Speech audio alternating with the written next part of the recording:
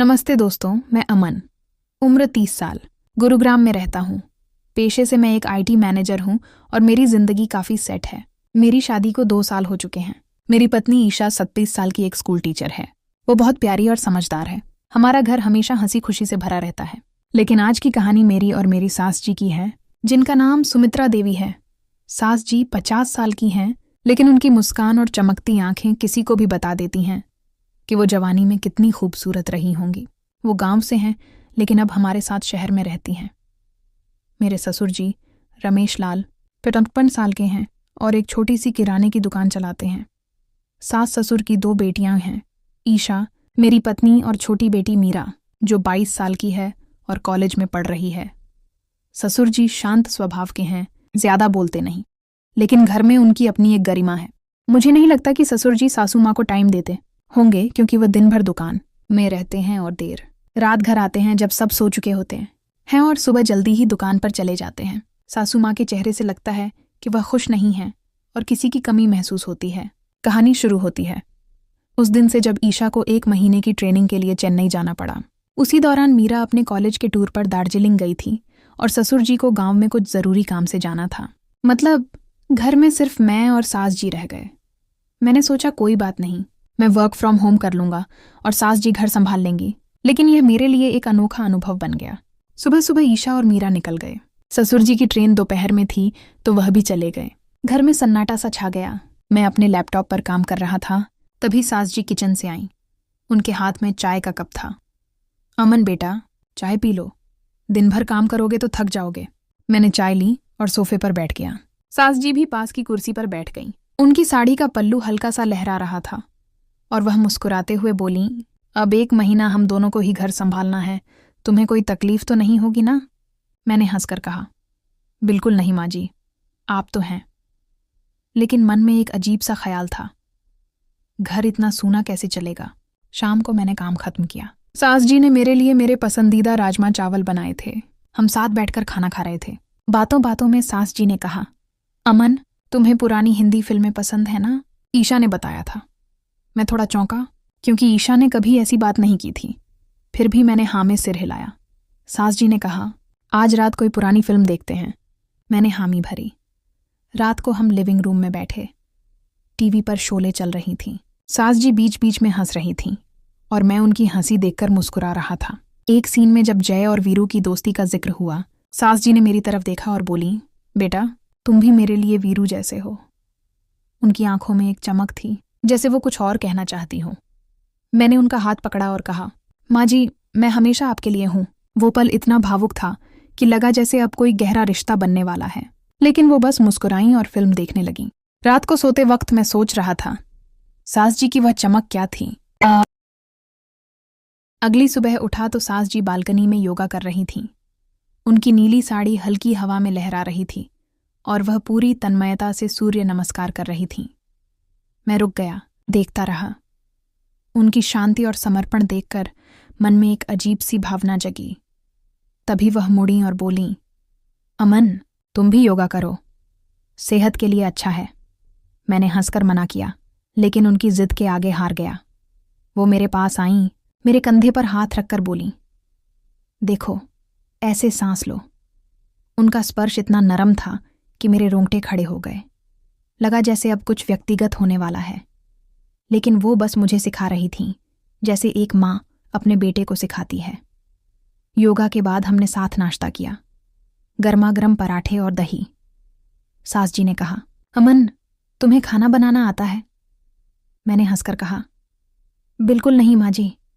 वो बोली, चलो, आज मैं तुम्हें अपनी स्पेशल आलू की सब्जी सिखाऊंगी। शाम को किचन में हम साथ खड़े थे। मैं सब्जी काट रहा था और वो आटा गूंथ रही थीं। उनकी उंगलियां गलती से मेरी उंगलियों से टकराईं और वो शर्मा कर हंस दीं। सॉरी बेटा, उन्होंने कहा। लेकिन उनकी वो हंसी, वो नज़र, कुछ तो था जो दिल को छू गया। मैंने सोचा, क्या सास जी सचमुच सिर्फ माँ की तरह देख रही हैं या कुछ और है? हमने खाना बनाया, साथ खाया और फिर बातें की। सास जी ने अपनी जवानी की कहानियां सुनाईं। कैसे वह गांव में दोस्तों के साथ नदी किनारे खेलती थीं, कैसे शरारतें करती थीं। मैंने पूछा, माँ जी, कैसी शरारतें? वो बोली, वो तो धीरे धीरे बताऊंगी। अभी तो बस इतना जान लो कि मैं भी कभी तुम्हारी उम्र की थी। उनकी आंखों में एक रहस्यमयी चमक थी, जैसे वह कोई राज छुपा रही हो। रात को मैं बिस्तर पर लेटा सोच रहा था, क्या सास जी कुछ और कहना चाहती हैं? तीसरे दिन सुबह सास जी ने शिकायत की, अमन, मेरी पीठ में हल्का दर्द है। रमेश लाल होते तो मसाज कर देते। मैं थोड़ा हिचकिचाया लेकिन बोला, माँ जी, मैं कर देता हूँ। वो बोली, नहीं बेटा, मैं कर लूँगी। वो बेड पर लेट गईं और खुद ही मसाज करने लगी। मसाज के बाद वो उठी, मुस्कुराईं और बोली, बेटा, बहुत आराम मिला। शाम को सास जी ने कहा, अमन बेटा, बाजार चलें, मुझे कुछ सामान चाहिए। हम साथ निकले। बाजार में वह साड़ी की दुकान पर रुकीं। एक लाल साड़ी उठाकर बोलीं, कैसी लग रही है? वो साड़ी को कमर पर लपेटकर घूमी और उनकी कंधे की हल्की झलक दिखी। मैंने नजरें नीचे की, लेकिन मन में एक अजीब सा ख्याल आया। मैंने कहा, माँ जी, बहुत अच्छी है। वो हंसी, लेकिन उनकी हंसी में कुछ था जो मुझे बेचैन कर गया। घर लौटकर वो थक गई थीं। मैंने उनके पैर दबाए। उनके पैर मेरे हाथों में थे। वह आंखें बंद करके लेटी थीं। एक पल को लगा जैसे अब कुछ गहरा होने वाला है, लेकिन वो बस बोली, अमन, तुम बहुत अच्छे हो। हम हंसते बोलते सो गए। चौथा दिन बारिश का था। मैं ऑफिस के लिए बाहर गया था, लेकिन भीग कर लौटा। सास जी ने दरवाज़ा खोला और मुझे देखकर चिंतित हो गईं। अमन, जल्दी कपड़े बदलो, नहीं तो बीमार पड़ जाओगे। मैं बाथरूम गया, लेकिन टॉवल भूल गया। बाहर से आवाज़ दी, माँ जी, टॉवल देना। उन्होंने टॉवल दिया, लेकिन दरवाज़ा थोड़ा खुला रह गया। मैंने देखा वो बाहर खड़ी थीं, जैसे इंतज़ार कर रही हों। मेरा दिल तेज़ी से धड़का, लगा अब कुछ होगा, लेकिन वह बस चाय बनाने चली गईं। शाम को हम बालकनी में बैठे बारिश देख रहे थे। सास जी का हाथ मेरे हाथ पर रखा। अमन, तुम ईशा के लिए कितना अच्छा करते हो। वह खुशकिस्मत है। उनका स्पर्श इतना गर्म था कि मैं सिहर उठा, लेकिन बातें बस परिवार की यादों तक सीमित रहीं। सास जी ने बताया, रमेश लाल और मैंने हमेशा बेटे की कामना की थी, लेकिन ईशा और मीरा मिली। फिर भी तुम हमारे लिए बेटे जैसे हो। उनकी बातों में एक उदासी थी जो मुझे छू गई। 5वें दिन सास जी ने अपनी पुरानी फोटो एल्बम निकाली। अमन, देखो, यह मेरी जवानी की तस्वीरें हैं। वो फोटो में बेहद खूबसूरत लग रही थीं। मैंने तारीफ की, माँ जी, आप तो अब भी वैसी ही हैं। वो शर्मा गईं। उनके गाल लाल हो गए। वो मेरे करीब बैठ गईं और बोलीं, तुम बहुत अच्छा बोलते हो। उनकी आवाज़ में एक अजीब सी गर्मी थी। लगा जैसे अब कोई गहरा कन्फेशन होगा, लेकिन वो बस अपनी जवानी की कहानियां सुनाने लगीं। कैसे वो गांव में मेले जाया करती थीं, कैसे ससुर जी से उनकी शादी हुई। रात को बिजली चली गई। हमने कैंडल जलाई। सास जी का चेहरा कैंडल की रोशनी में चमक रहा था। उनका हाथ मेरे घुटने पर था। अमन, डरो मत, मैं हूं ना। लेकिन मैं चुप रहा। बिजली आई और हम अपने अपने कमरे में सोने के लिए चले गए। फिर वीकेंड था। सास जी ने कहा, अमन, आज पार्क चलें, थोड़ा घूमने का मन है। हम साथ निकले। पार्क में घूमते हुए वह फूल तोड़ रही थीं। अचानक उनकी उंगली कट गई। मैंने तुरंत उनका हाथ पकड़ा, उंगली चूसी ताकि खून रुके। वो मेरी आंखों में देखती रहीं। उनका चेहरा इतना करीब था कि सांसें रुक गईं। लगा जैसे अब कोई इमोशनल टर्न आएगा, लेकिन वह बोली, तुम मेरे बेटे जैसे हो, अमन। उनकी आवाज़ में ममता थी, लेकिन उनकी आंखों में फिर वही चमक। शाम को घर पर हमने लूडो खेला। सास जी जीतीं और खुशी से मुझे गले लगा लिया। वो गले लगना इतना गर्म था कि दिल धड़क उठा, लेकिन वह बस हंसी और बोली, तुम हार गए बेटा। सास जी की हॉबी थी बागवानी। सुबह वो गार्डन में थीं।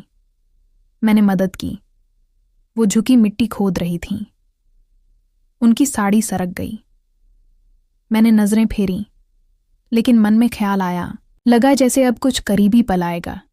लेकिन वो बोली, अमन, ये गुलाब का पौधा देखो, तुम्हें भी बागवानी सीखनी चाहिए। हम साथ काम करते रहे। शाम को सास जी ने कहा, मुझे हमेशा बेटे की कमी खली, तुमने वह कमी पूरी की। उनकी बातों में दर्द था। मैंने उनका हाथ पकड़ा। माँ जी, मैं हमेशा आपके साथ हूं। फिर अगले दिन सास जी को बुखार हो गया।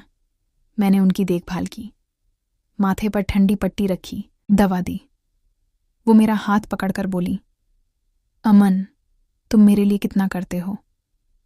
उनका स्पर्श कमजोर लेकिन गहरा था। रात को वह ठीक हुई। हमने मीरा और ईशा की बचपन की कहानियां सुनी।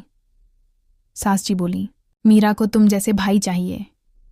उनकी बातें दिल को छू गईं। फिर अगले दिन मुझे पता चला कि सास जी का जन्मदिन था। मैंने केक मंगवाया, घर सजाया। वो खुश होकर रो पड़ी। अमन, तुमने मुझे बेटे जैसा प्यार दिया। वो गले लगीं। उनके आंसू मेरे कंधे पर गिरे। हमने पुराने गाने पर डांस किया।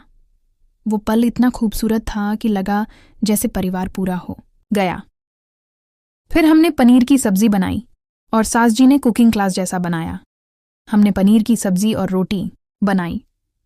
किचन में उनका हाथ मेरी कमर पर बैलेंस बनाने को लगा जैसे अब कुछ होगा, लेकिन वह हंसकर बोली, अमन, गिर जाते तुम। रात को स्टार्स देखते हुए वह बोली, तुमने मेरे बेटे का सपना पूरा किया। मैंने कहा, बेटे का सपना? उन्होंने कहा, बेटा, भगवान ने मुझे 2 बेटियां ही दी हैं। मैं हमेशा ही बेटे के प्यार के लिए तरसती थी। फिर हमने ईशा की शादी तुमसे की और मैंने सोचा, चलो भगवान ने बेटा तो नहीं दिया, एक दामाद तो दे दिया। अब मैं दामाद को अपने असली बेटे जितना ही प्यार करूंगी। फिर बोली, बेटा, मैं तुम्हें तुम्हारी मम्मी जैसा ही प्यार दूंगी। तुम्हें कभी भी मम्मी की कमी कभी महसूस नहीं होने दूंगी। यह सुनकर मेरी आंख में आंसू आ गए, क्योंकि मैं भी अपनी मम्मी को बहुत मिस करता था और बहुत प्यार करता था। फिर मैंने उनसे आशीर्वाद लिया और हम गले मिले। मैंने भी वादा किया कि मैं सासू माँ को अपनी असली मम्मी जितना ही प्यार करूंगा।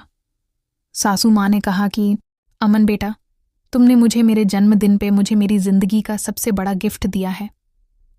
फिर कुछ दिनों बाद ससुर जी, ईशा और मीरा लौटे। सास जी ने मुझे बेटा कहना शुरू किया। मीरा मुझे भाई मानने लगी। एक दिन सास जी ने डायरी दिखाई जिसमें लिखा था कि वह हमेशा बेटे की चाह रखती थीं। अमन, तुमने वह कमी पूरी की। मेरा प्यार बस माँ बेटे का है। मैं समझ गया, सारा सस्पेंस उनकी ममता था। हमने गांव ट्रिप प्लान किया, जहां सास जी की खुशी देखकर सब समझ आया। अब हम दोनों परिवार एक ही परिवार थे। मुझे मेरी मम्मी की कभी कमी महसूस नहीं हुई और सास जी को बेटे की। तो दोस्तों, यह थी हमारी कहानी, जो हमें सिखाती है कि रिश्ते कितने गहरे और अनोखे हो सकते हैं। सास और दामाद का यह रिश्ता, जो बाहर से सस्पेंस भरा लगता है, असल में माँ बेटे के प्यार की एक खूबसूरत मिसाल है।